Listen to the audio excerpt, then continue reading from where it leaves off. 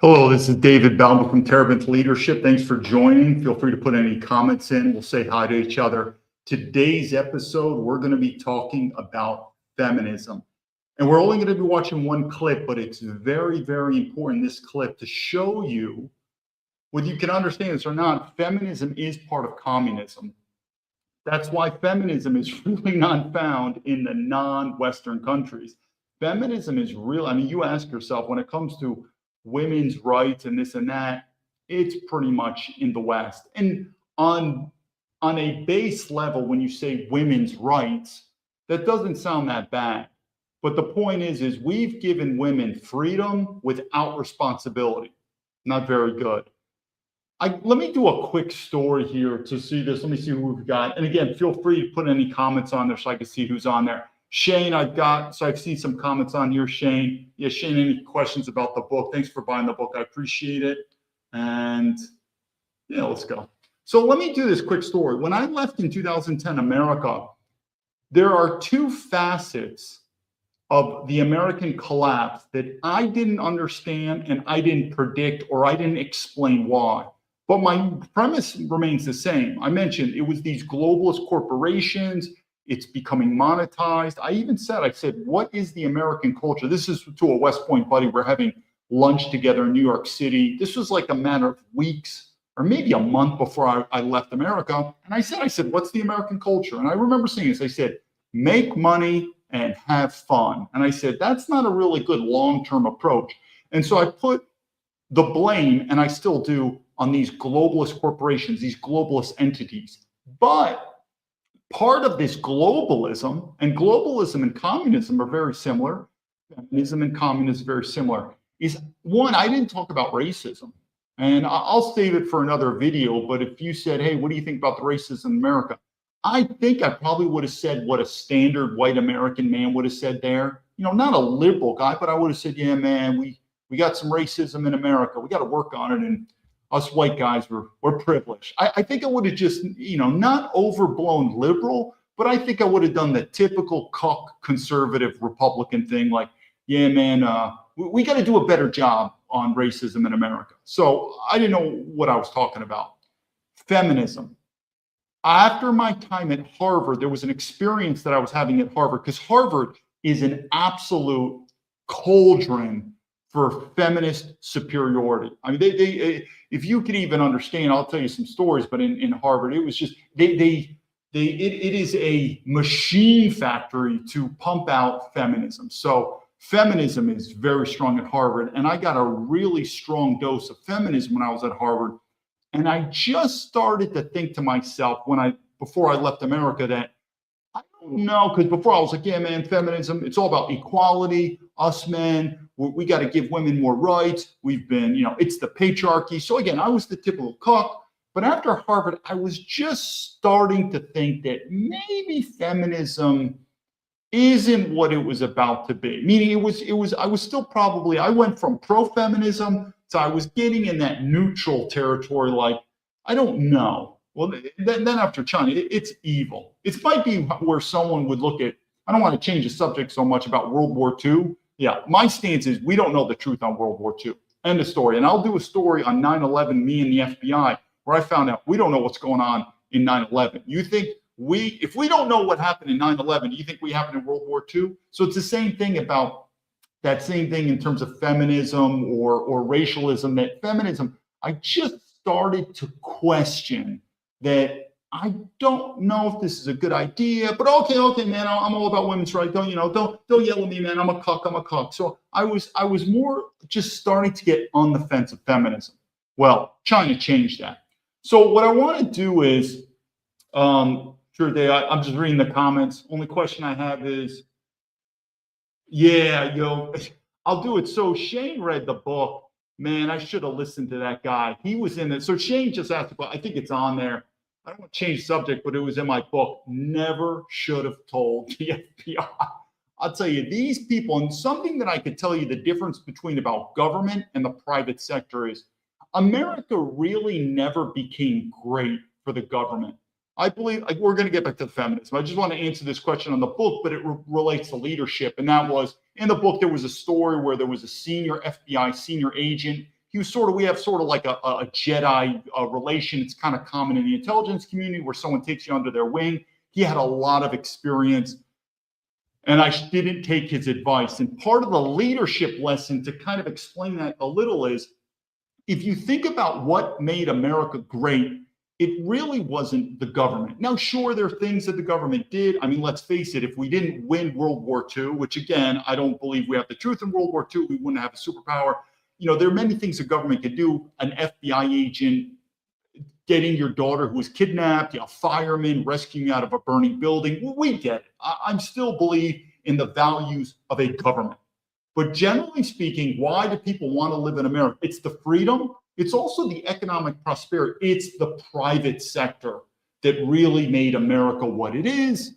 But that private sector was balanced with a sense of patriotism. So I just want to do that. Now, to answer that question is you would think that the biggest risk takers are guys in security, intelligence, the military. It ain't. I'm telling you. Now, sure, there'll be some people say, hey, man, I know what you're talking about. I'm a Navy SEAL. I'm an Army Ranger. You know, I'm CIA. I was in the FBI. Yeah, okay, there'll be some examples here and there. But generally speaking, people, particularly who make careers in the government, are risk adverse. You want to meet someone who's a risk taker? Yeah, it's called a small business entrepreneur. These people are risk takers. So when I was in the FBI, I did more in my 3 years in the FBI, literally, than most agents will do in 20 years. I'll say that again because people are like, that can't be. It is. I did more in my 3 years in the FBI than most CIA, FBI agents will do in 20 years. Now, why is that? Because generally speaking, those who want to make careers in the government, it's a paycheck and a pension.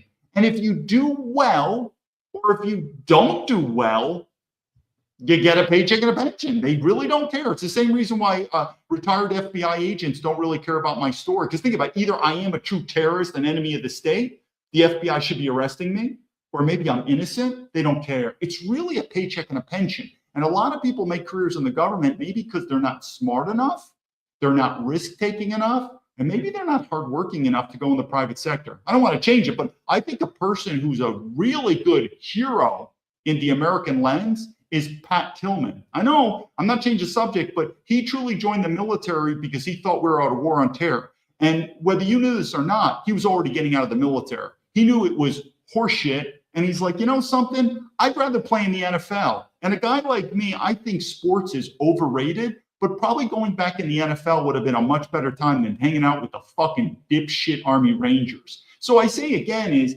a lot of times, going back to the story, Shane, I'm trying to answer, hey, Giovanni's, I see you, is if you think like the movies, like people in the government are like, dude, for duty, honor, country, we're going to push it. We're going to do above and beyond. We're going to take it's not.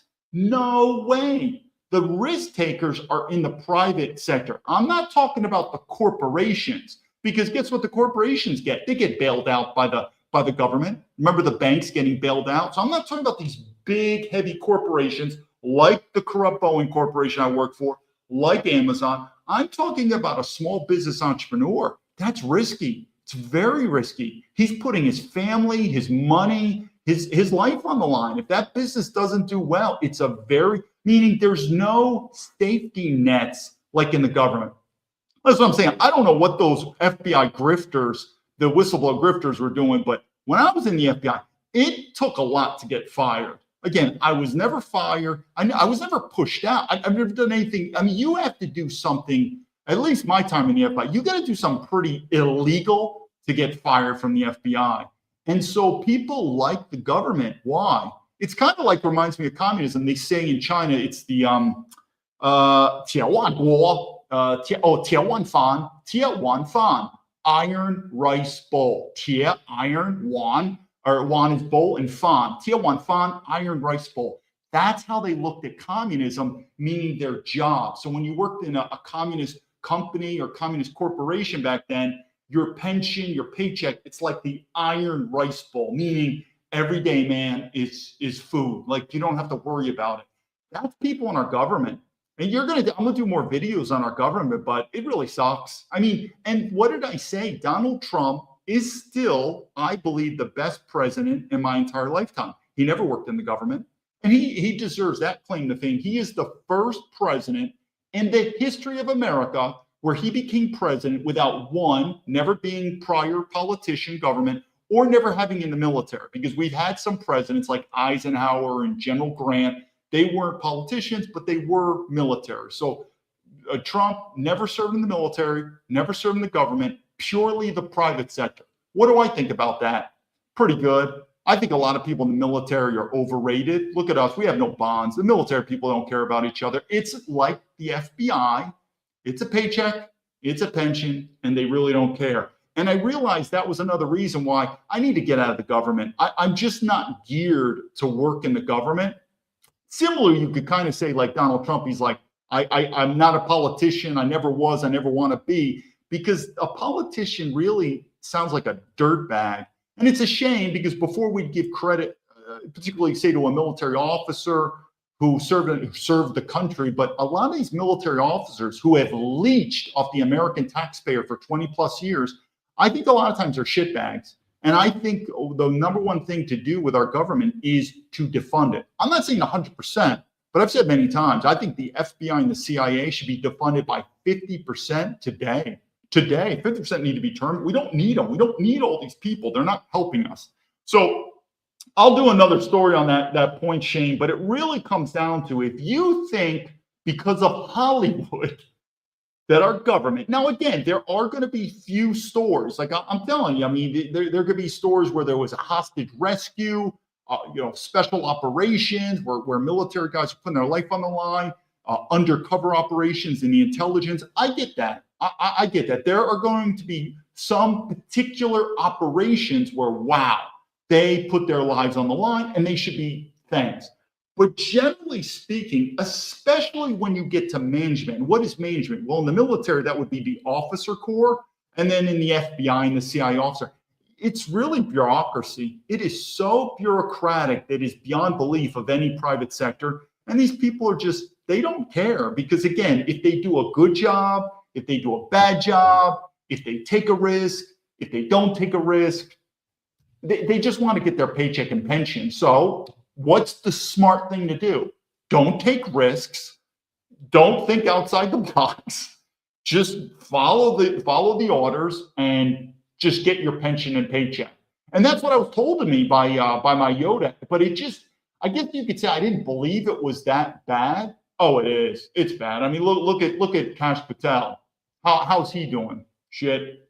Let me go, Jeff. The NFL is surely a great job for a defensive player, Tillman, where he could play. Yeah, I mean, I have to admit, Pat Tillman is a particular person, and I should do more stories on him. In fact, when he was in the Rangers, we had West Point guys I knew that were commanding the Rangers. What did it make the Rangers do? Absolute shitbags. Turned on them, traitors, didn't tell the truth. And I focus more on the officer corps.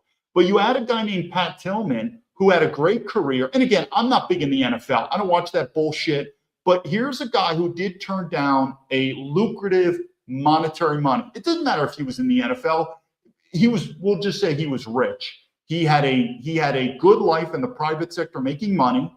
He left. He joined the military for the same thing I did, for duty, honor, country. He really went in there thinking we're at war. He went in there. He realized, similar like I did, this is bullshit. And what did he do? He already told his commander and he told his NFL coach, because he went back on a visit. I think it was the Arizona Cardinals. So he's still in the U.S. Army. He went back on leave and he said, Coach, I want to tell you, as soon as my commitment, I think he had a 4-year commitment. He goes, I'm leaving the Army and I'm coming back to the NFL. Probably, why would he leave? One, he knew it was bullshit. And probably, unlike other people in the government, maybe he was smarter, harder working, risk-taking, phenomenal athletic abilities. And he said, you know something? I probably could do other stuff. I want to go in the private sector. Can't blame him. I really can't blame him. That's why these shitbag grifter FBI agents, why didn't they leave? I mean, I go into it. But let me do something here, and I really want to focus. I'll do my feminist story on Harvard another day. Because like I said, when I left America, I would never say feminism is evil, feminism is communism. When I left America, I was just starting to get on the fence of feminism. But when it came to race, I was still a cock. I think I was still a cock. Because like I said, 99% of white American men have never lived as a racial minority. Never. And we're talking in China, less than 1%. It will change your entire world. And it will make you realize race is real. So I would probably say I was still cuckified in America when it came to race. But I just started to re-question feminism because of my experience at Harvard. And there's some wacky feminism at Harvard. But what I want to do is, before we do this video, it's a short video, but it's very clear on the point. This just popped up in X, and it goes to my point that feminism is destroying our lives, and we should have never given women the right to vote. Never. And if any woman out there says, oh, they're wrong, I'm telling you very simple. The first thing that white men need to do is clarify our language. And our language should be very clear. If you are a woman and you think women deserve the right to vote, you are a feminist. I'm tired. Again, there's a lot of MAGA people that are like, I'm so glad Donald Trump has enlightened me. Now, when I joined, I used to think those Republican name-only Republicans were good. But man, Donald Trump showed the light on me, and I know they're rhinos, and I'm MAGA. Well, I'm here to tell you, MAGA people, you haven't seen right left. You have not seen far right yet. It's going farther right. Because I'm telling you, the typical MAGA, you're a cock. And what do I mean by that? There's a lot of MAGA women who think, I'm against feminism. I'm a traditional woman. Do you believe women deserve the right to vote? I do. You're a feminist. That's it. Now, once that's done, that's fine. That's not bad in its sense. But once women are identified as a feminist, you will be treated just like a man. It is equality. That's what they still want to play around back and forth. But the first thing with leadership is you have to understand language. I don't want to change subject, but that's also part of the N word, the nigger word. But when they start manipulating the language and controlling the language, they will control how you think. Part of leadership is you have to reaffirm language. Now, I studied that actually more before I went to West Point. It was when I was doing Army ROTC at Marion Military Institute, where they understood the importance of communication. It's the same thing like if you want to run for president, you've got to be a good public speaker. Language is really the bond that really synthesizes the tribal units of human beings. So you have to understand that language, and you have to be able to define. That's why we have Webster's Dictionary to understand the lexicon of words, and we have to redefine feminism. Because I think there's like 1,000 definitions of feminism. It's like first wave, second wave, third wave. To me, it's very confusing, all these terms for feminism. The word for feminism should be very simple, at least to identify who is a feminist and who is not. If you believe women deserve the right to vote, you are a feminist. That means you're a man who supports feminism, or you're a woman and you're a feminist. Now, once that identifier is in place, then we could work with the next step. But the first is you have to identify what is feminism, because feminism many times is about power. And when you're in a democracy and you want to have equal voting rights, that means you want to share the power. And so that's where feminism is about power. And the same thing, picture if you had a wife or a girlfriend, and I interviewed her and I said, all right, who's got the power in this relationship? And if she says, well, it's a partnership, we work together, then you just married a feminist. But if your wife or your girlfriend says, he's the boss, and then of course, oh, what do you mean? You're the boss? And you're the man. Say, yep, I'm the boss, my way or the highway. I mean, she could leave anytime. It's a free country. It's a free marriage. You're not trapping her. She could leave the relationship anytime. And I'll talk about how we have to change the marriage law. Again, it's all going to go in this direction. Give it time. America's going down. But it goes back to that power. If you have, the family is a smaller structure of the country. So if you have a family structure, a relationship where your wife or girlfriend feels like it's an equal partnership, trust me, I learned this at Harvard. Women don't want to find equals. They want to find men that are more powerful than them. But then they want the same amount of rights and equity in that. No. It's the same thing, men. We're used to, whether you're in the military or a company, there's a boss. Sure, you're a team, you work together, but there is a hierarchy, and the boss is the boss. If you don't like it, you could leave the company, you could leave the country, but the boss is the boss. And if that's how it's set in your family relationship, where the woman knows very clearly you are the boss, then you have a traditional relationship. But if she says, no, it is an equal 50-50 relationship on who decides, well, then you're with a feminist. So it's the same thing in a country.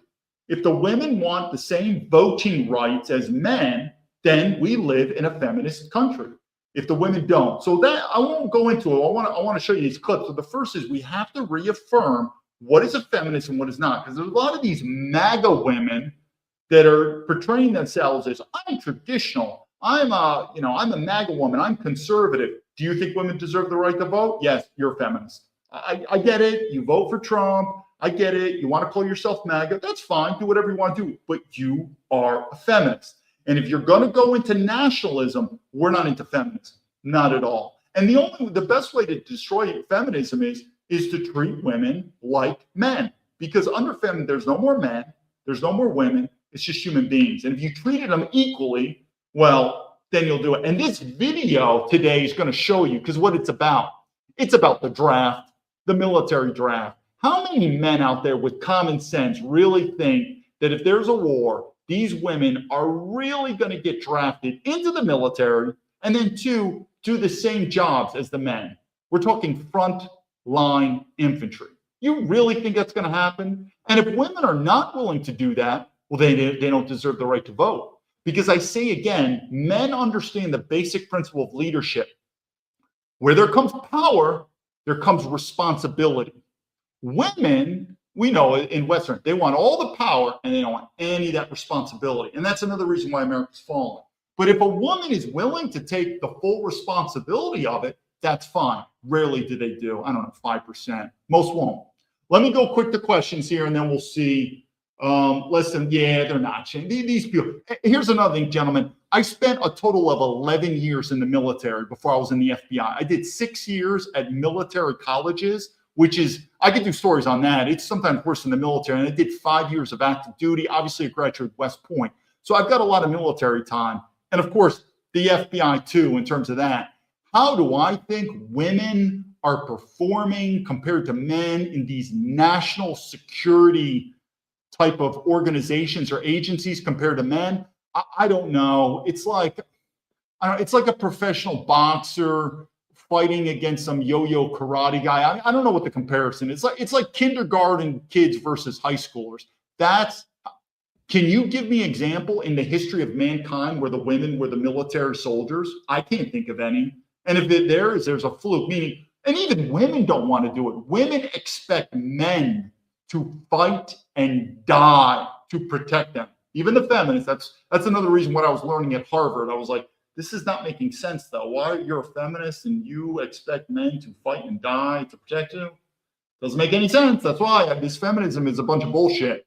But again, give me the example in the history of mankind where women were the protectors in the military, whatever, to protect the society. I can't think of any. So if you really think, again, this is all my time in the military. I'll do you some stories on what I saw in the military with women. You know what some of the stories I found with women in the military? Illegal prostitution was going on in the military. These women were whores. So I say again, if you really think women are going to die protecting society, it goes against the history of mankind. And I don't really, it's like saying, what's a man? It's like arguing with people like, I don't know what a man is. I don't know what a woman is. What do you do with these people? You don't argue with them. But in the history of mankind, men were always expected to fight and die for society. And I don't have a problem with that in a traditional society. In today's society, if you're a white man, I wouldn't draft. And we're going to go into this. There's no way, if you were my son in America, this is how much I've changed. Growing up, the father figures were Vietnam vets. And if you were a draft dodger in Vietnam, even though it was a bullshit war, I agree. Bullshit war, we lost, I get it. But if you dodged the draft, I would consider you a coward. We had some neighbors who escaped to Canada. Now, if you're a white guy in America and there was a draft, I think you're an idiot to go into the military now. For what? Fighting for what? To defend feminism? So it's changed. So I think you should leave. All right, let me go into some things. Let me just go quickly. I know there's some comments. I'll try to go back to it. Let me just bring up this SharePoint here really quick. And this is not the video, but this sort of highlights it. This was today on X. And what am I trying to see here? So hopefully, let me make sure everyone can see this okay. So you can read this. Now remember, these judges, so I guess these would be state judges. Maybe they're federal judges, who knows? Federal judges in Minnesota, but state judges. These women in these positions, again, they probably have more money, power, and influence than 99% of men in America. Meaning these are very prestigious, powerful positions protected by the U.S. Marshals. So just so you know, the federal agency called the U.S. Marshals, their job is to protect these judges. So the point is that your tax money, let's go down. Hopefully you read that. Let me see the last picture of this woman here. All liberal, white, feminist women, who I consider them very similar to my book, Patriots Betrayed. Who are they betraying? Probably their white fathers, their white grandfathers, their great-great-grandfathers. I mean, these women are absolute garbage. But who is ultimately to blame? The white men. We were cucked. Never should have given women the right to vote. Never should have given the women. But this is when I talk about feminism, Eva, and we're going to go to the video, but I just want to show you here, these are not normal white women. And oh, by the way, your tax money, by the way, supports these women. They're good salaries. They're protected. They have security. It's a joke of a job. It's in the government. But your tax money as a white man pays for their salary. And these women, evil as they are, will destroy America. Just like me. Remember the Boeing lawsuit? Who was the judge in Chicago? I still got a meme on her. She's a white woman from Chicago who complains, because obviously I did due diligence on her, who complains about the patriarchy in America. She's a lead federal judge in Chicago who never even allowed my case to go to court because I would win. She knew it, I would win. I had to depend on China. I had to depend on the Chinese justice system because the American justice system, because she colluded with the Boeing Corporation. These people are communists. But here's another example. These three, just like my judge, was a white, privileged, feminist woman who complained about racism, complained about the patriarchy, but God forbid she would ever leave America. She would find out in the non-Western world. But here's another example. These three women, this is with the Somali thing, just unbelievable. And there's let me take this down. There was a comment about, David, what do I think about the Somali videos or the stuff that's going on in Somalia? There was a request on that. So again, these three judges are part of it. Part of what I said is, well, part of what I'm going to tell you is how to prevent that problem. I'm not a big fan of legal immigration. So allowing Somalis, are Somalis Christians? Maybe they are. Are Somalis European? Nope, that's not for sure. I mean, that's for sure that they're not. They are African. Do Somalis want freedom of speech? I don't know. I mean, when the I guess is E.R. Omar, like when these liberal non-whites get into power, what do they want to do? They want to censor free speech. They love to censor free speech. So I definitely could say, one, they're not Europeans. Two, I don't believe they have a value of cherished freedoms like we do, freedom of speech. Christians, maybe not. So anyway, to get the long story short, what's my answer to that? Never would allow them to become citizens. I just never would have allowed. Again, if you're a MAGA person, the MAGA party will eventually split, because if you're MAGA, which means you support Donald Trump, generally majority. Again, I support Donald Trump in some ways, but I'm still so much not like him. I'm not MAGA, I'm a nationalist. But again, if you're MAGA, you support legal immigration. As long as they have money, I don't. I'm not a big fan of legal immigration. So there could be a person from Somalia who's a billionaire, right? Donald Trump would allow that person to go because he'd be like, hey, he's a billionaire. He'll bring in a lot of money. Not me. We don't need their money. We don't need their money. America became great without the help of foreigners. Generally speaking, I have nothing against them. Look at China. China's not really needing any foreigners. So going back to the story of the Somali thing, I would generally think, again, what was the solution? Not a fan of legal immigration. And again, if any of them were lied on their applications to become naturalized citizen, immediately deport them. If there was any type of fraud involved in obtaining naturalization for U.S. citizenship, and I think Donald Trump is in line with this. I think he is. deport immediately or deport. So that's good. But again, going back to the subject, I just would not have given them citizenship in the first place.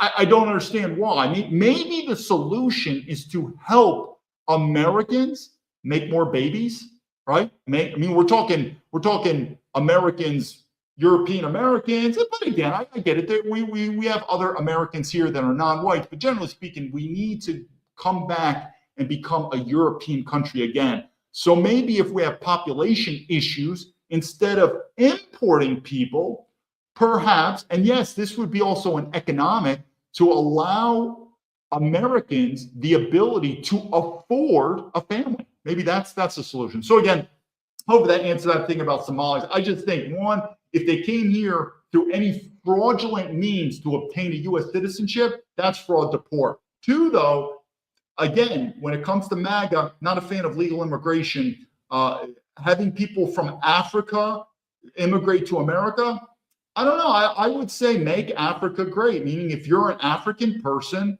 Africa's a great place, right? Stop being a white supremacist. Stop wanting to come to America. Stay in Africa and rock and roll. Make it a great place. I mean, I don't have anything against Africa. I don't have anything against Africans, but there's a time and a place for everyone.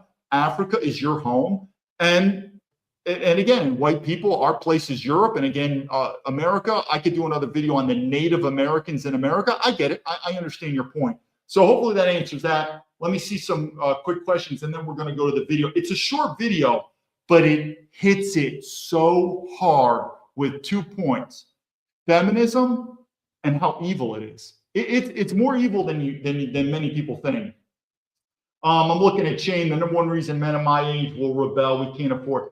It's getting to the point that I keep saying this, and if you're far left and we're far right, we have many things that we have in common in the short run. In the long term, I get it. We're going to split. I really don't give a fuck about California. If you far lefties want to go to California and do whatever you want to do in California, I don't care. We don't have to fight each other in the long run. But the short run, these global economic elites are destroying our lives with probably one word. It's called greed. This is not capitalism anymore. This is greed. And we don't have, if you are, I hear these people. There's one guy, he's a shitbag. I've written him. This is the Value Entertainment. I forgot what he's called. He's called Patrick Daveman, PDP. He's supposedly a military veteran. I'll talk about that. He's all about capitalism, man. Capitalism. The problem with capitalism is you people are just lazy. If you look at America, a country like a corporation, what did I say? If you're not making money in a company, it's not a successful company. You have to have revenues. If you are in a company, now in the short term, you may not be making revenues. You need to take out loans. We get that. But in the long term, after 5 years, I mean, if you run a company within 5 years, you're not in the profit areas, you might want to rethink that business. But we all know in order to have a viable company, you have to be profitable in the long run. I hope that's common sense. Guess what? If you are going to have a country that's viable in the long run, then your countrymen need to be able to reproduce. If you constantly are dependent with immigration, it's similar to a company that's constantly dependent on loans from the bank. Why do you need a loan from the bank? Because you don't have any money. Okay, once in a blue moon, okay, but in the long run, you should be profitable to where you say, I don't need a loan. I have money. I am a good company. The same thing with immigration. I'm not against total ban of legal immigration. Perhaps there's this rocket scientist from Sweden. Perhaps this super engineer from Germany. I'm definitely more lenient when it comes to Europeans or an Australian. I get it. But generally speaking, if your country is not repopulating itself, and one of the reasons is money, then it's not a viable country in the long run. It's common sense. And we have been depending on immigration for decades now. So you can't say America is a viable country. We're not being able to reproduce. And one of the reasons is feminism. One. But these globalists, that's another thing. I want to make sure to emphasize this too. I hopefully emphasize the point about what is a feminist. Do you think women deserve the right to vote? You're a feminist. I also want to dispel this myth that a lot of these corporate influencers, these Fox News, and they want to look at the far left as saying, ha, you're against capitalism. We're far right. This is not capitalism anymore, people. It's not. So they want to brainwash you and think, hey, if you're against these greedy corporations and these greedy globalist elite becoming billionaires, they're probably going to become trillionaires soon too, then you're just anti-capitalism. My rebuke to that is, this is not capitalism anymore. We left capitalism at the gate, I don't know, 20, 30 years ago. It's not capitalism anymore. But they try to do that. They're like, you're just against, you're just a communist. This is not capitalism anymore. When the money continues to get siphoned and constant, and that'll be my next video, so I don't want to talk too much about it. This is not capitalism anymore. So let me go to this video, but I want to preface this really quick. It's a short video. And when I saw this, I really was like, oh my God, this is really evil feminism. So it's a 7-minute documentary, 7 minutes, I think. And it's by the Communist News Network, CNN. And it's a white woman who's an anchor. So I don't know much about her, but let's just say she's a feminist, because I definitely would believe she thinks women deserve the right to vote. Again, I only need one question about feminism. Do you think women deserve the right to vote? Then you're a feminist. I don't care about anything else.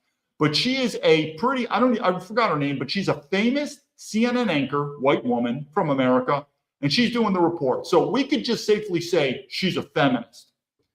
This is about the war in Ukraine. My view on Ukraine is similar like Taiwan. I'm not supporting Ukraine. I'm not supporting Russia. I'm not supporting China. I'm not supporting Taiwan. I just think we should stay out of it. I'm not spending my money, my tax money, on this stuff, even though I don't pay tax anymore. But I just, as an American, I just would not pay my tax money. I would not die for this. Stay out of it. So I do believe that the majority, and this is hopefully, I do believe Trump is working, let's get out of this war. So these liberals and feminists that are supporting this war in Ukraine with our tax money, they're not fighting in this war. This is I want to get this to your mind, this evilness. So these liberals and feminists in America, they're not fighting in this war. And of course, the reason why the money's going to Ukraine is to get, is to get it siphoned back in terms of money washing back into the pockets of the globalist elite, to include America, to include our politicians. I mean, they really don't care about Ukraine, but it's a good way to make money. But still, they're not dying in this war, the people from America. But the people in Ukraine, and who are the ones, because remember, Ukraine, Eastern Europe, they don't have feminist ideology. They have traditional ideology. So when there's a war, who fights and dies in a war? Well, the men do.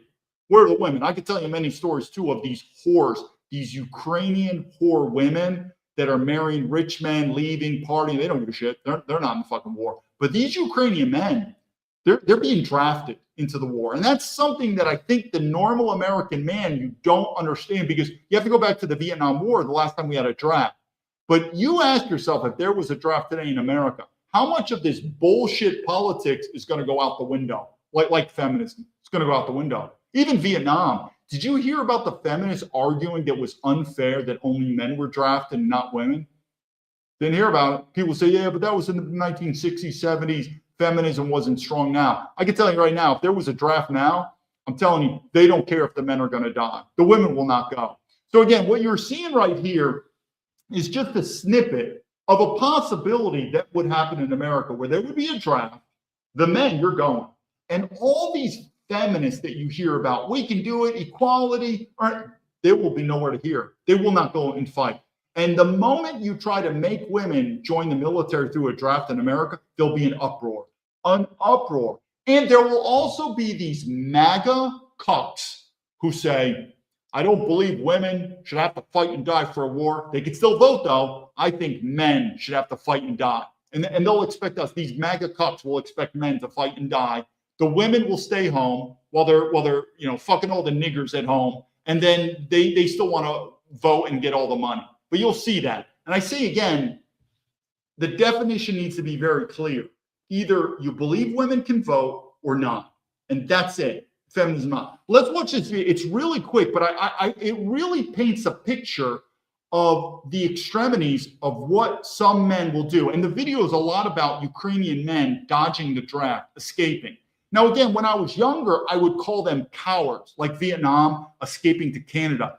Now, I wouldn't blame them. If I was a Ukrainian man, I would, I would escape. They're escaping their country. It's their war too. They do what they want to do.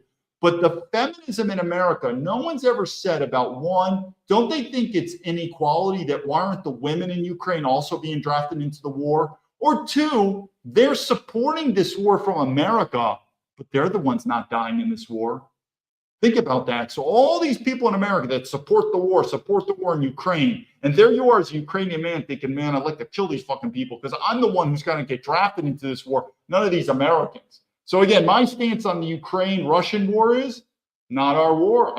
I wouldn't care. And the whole national security of Europe, I don't know. You got a country like Germany. There's a country called France, a country called the UK. Let them deal with it. How about we save American taxpayer money and work on ourselves? Let's watch this really quick, and hopefully you'll get an idea on this. 1 second. All right. So what you see on the right-hand side is Ukraine. Dan Benga knows how so dangerous these mountains can be.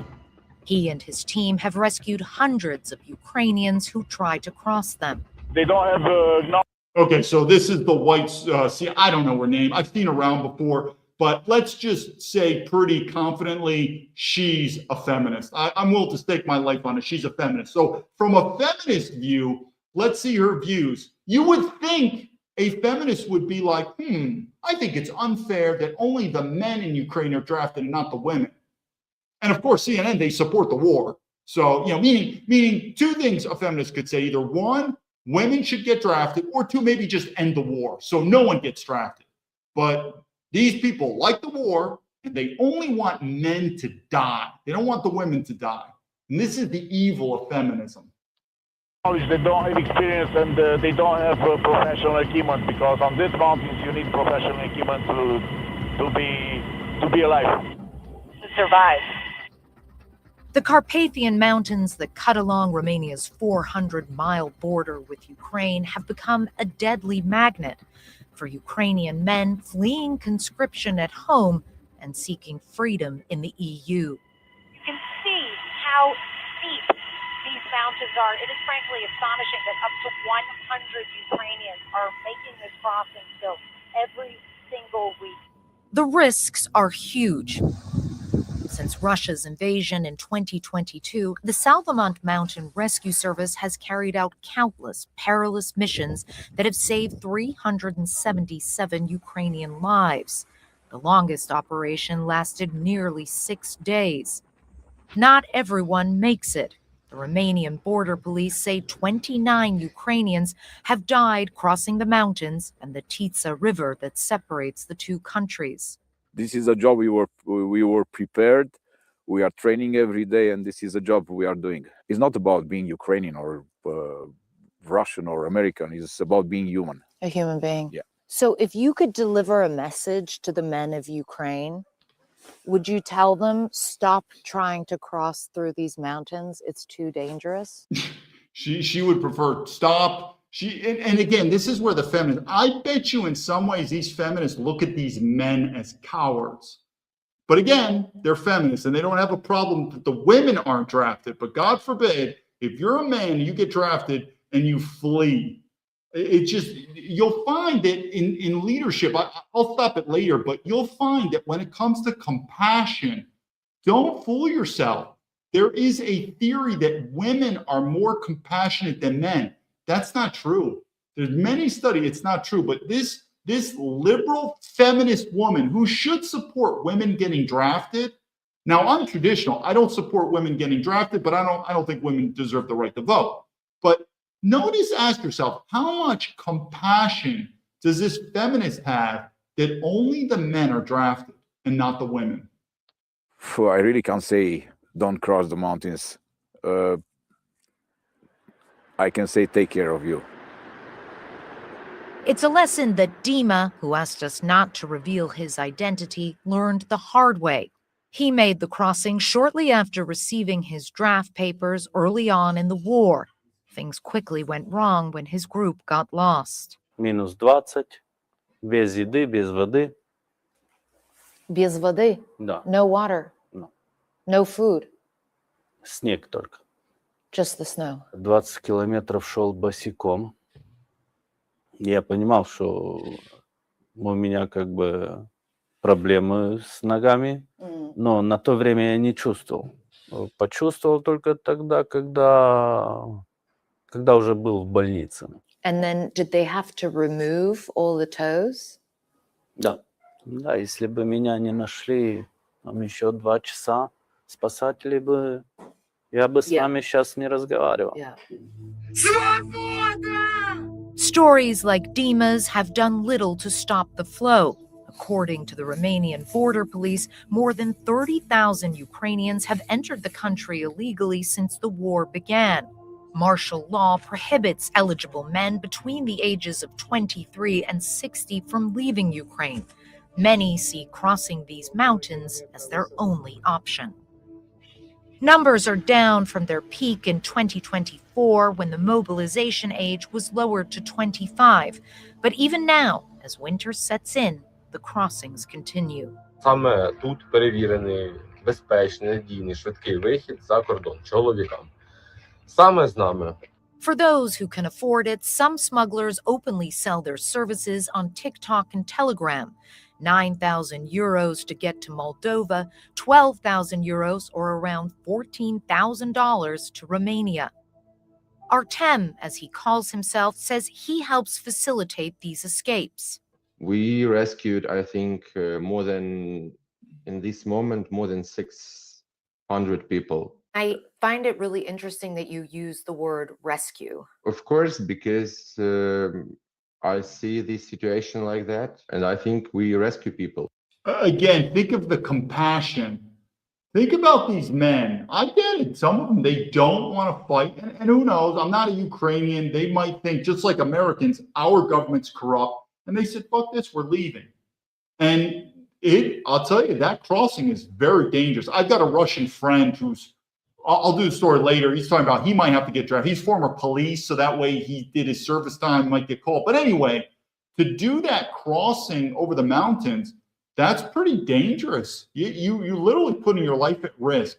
But so when the other person said rescue missions, I didn't think anything of it. But the woman's like, rescue. But you'll notice that sense of compassion, we continue to think that women are more compassionate than men. In my time in the military and leadership, I have not found that. It might be the case of a mother and her small child who's more compassionate, that mother and small child.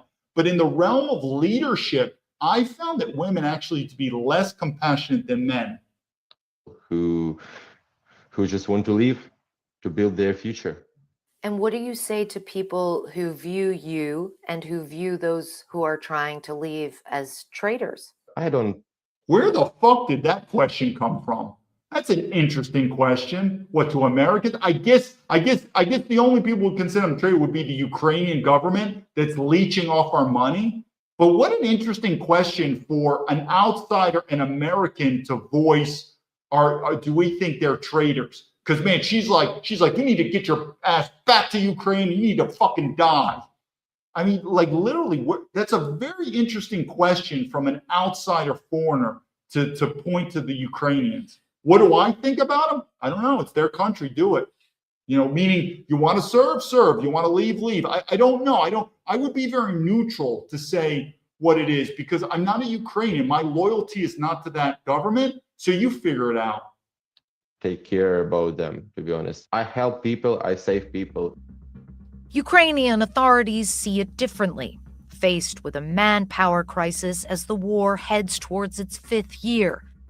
Men caught trying. Picture this, man. This is, I'm telling you, American men. You don't know how this world is going to go, especially in America. There's a reason, too, why it could be where the American economy is going to tank. That American economy's tank, men are going to be more susceptible to join the military for pure money. But I can tell you, if you think women are going to have any compassion for you, that you're going to get drafted, and they won't. I'm talking American women. They're not going to get drafted, but they're still going to be men. You know, women and men are equal. I'm a tough girl. They will have no compassion for you when you go to that battlefield and come back in a body bag.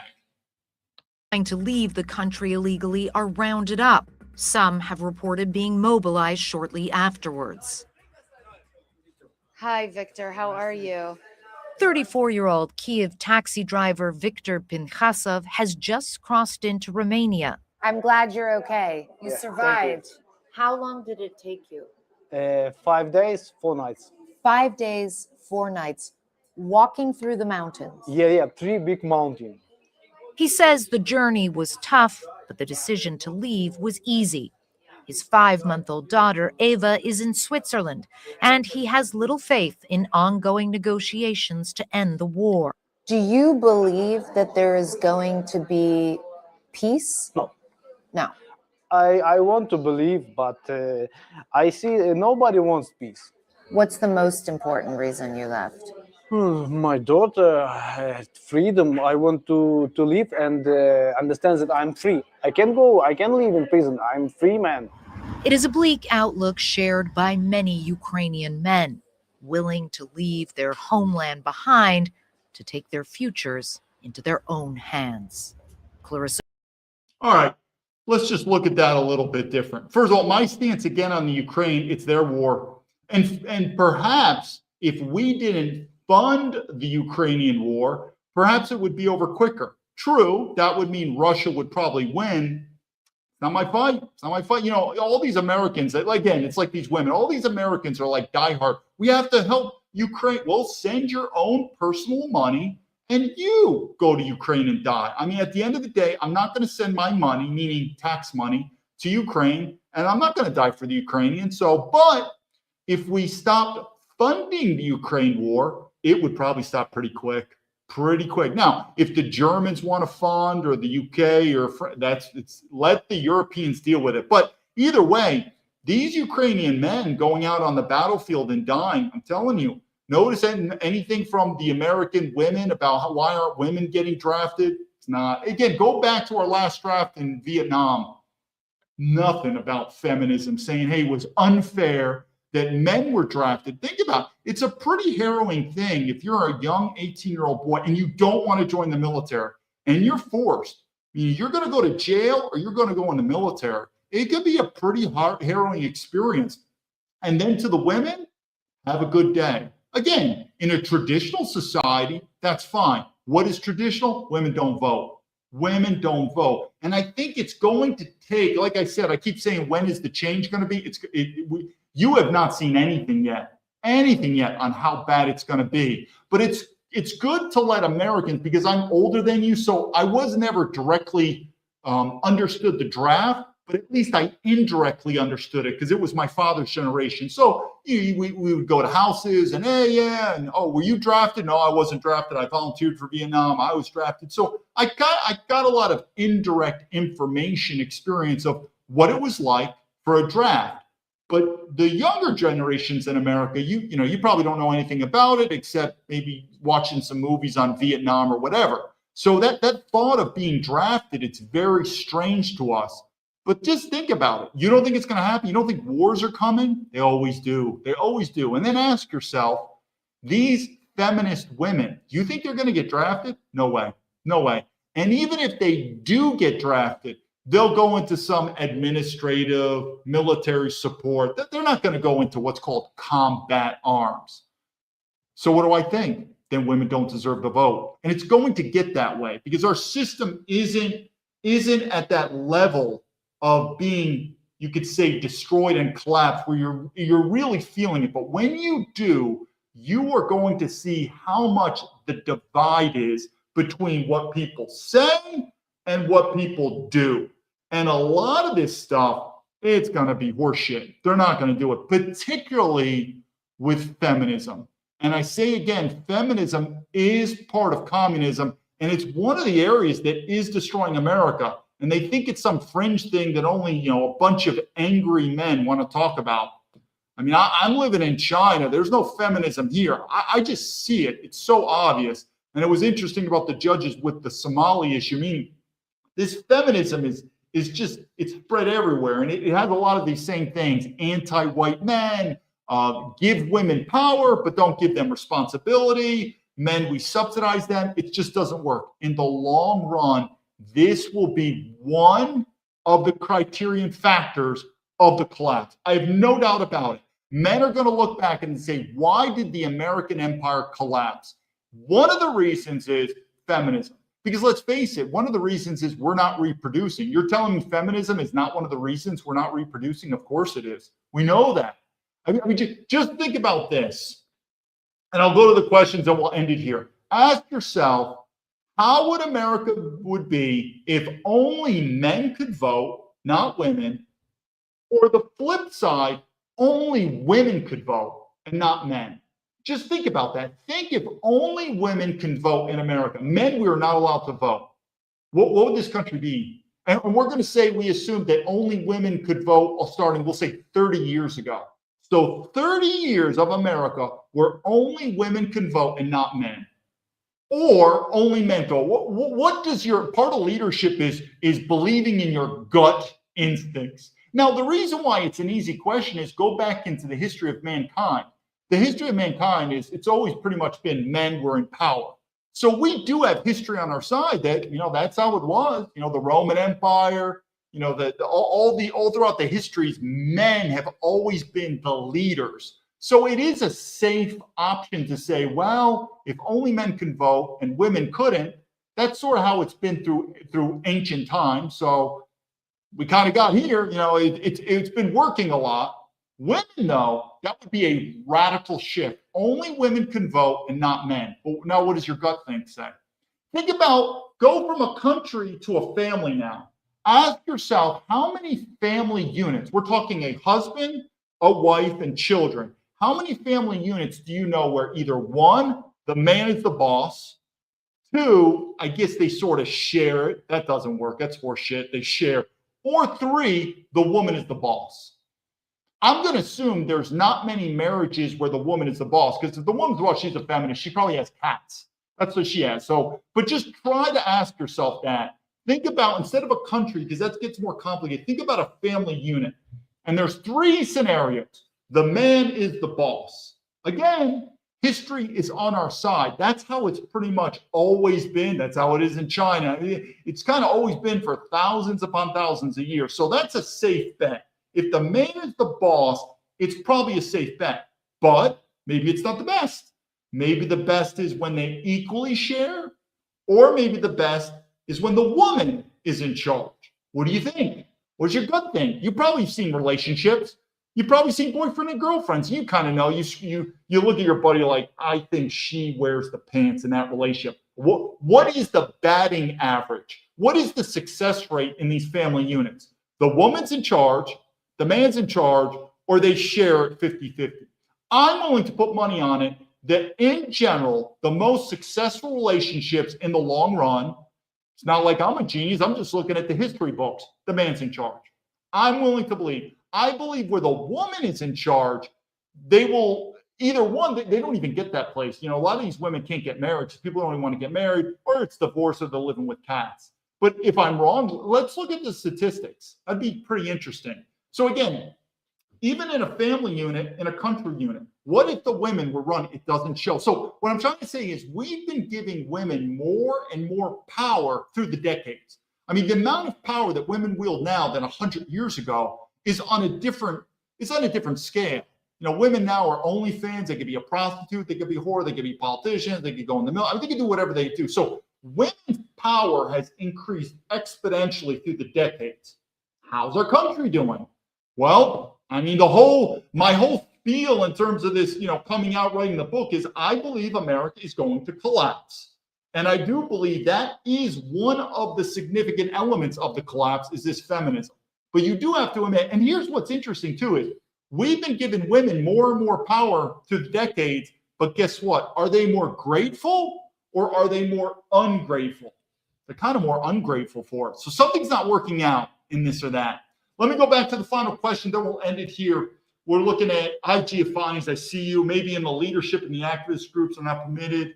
Grassroots, I probably missed it right there. I'm just going through one form of left. Yeah, so I will end it with Ukraine, fake ass country. Yeah, my theory with Ukraine is it's not our country. Best of luck to them. If they win, if Russia wins, I'm not going to die for them, and I'm not going to give them my money. It's just that simple. But it's just not my issue. I'm not an expert on it. I'll do more videos on Taiwan, though, where I lived in Taiwan. Taiwan's a cool place to live, by the way. I'm still not going to give my money to Taiwan. I'm not going to die for them. But on this thing about the far left, now I guess maybe the far, again, I'm not an advocate or an expert on the far left, but I would assume maybe the far left, they're pro-feminism or whatever. However you slice or dice the far left, I keep saying the number one enemy that's destroying us is who has the power in our society. A great way to figure out who has the power, besides you're looking at who censors, is probably just look at money. Who's got the money? I mean, I keep saying America's a corporation. Who has the money? Well, the politicians technically don't have the money, even though they're a lot more rich than you and I, because the politicians don't work for us. They could care less. They work for their donors. So let's go to their donors. And who are these? And if you could track it, I mean, go to BlackRock, go to Vanguard, meaning you're looking at these mega globalist private equity corporations, banks. They're pretty much the ones who really control America.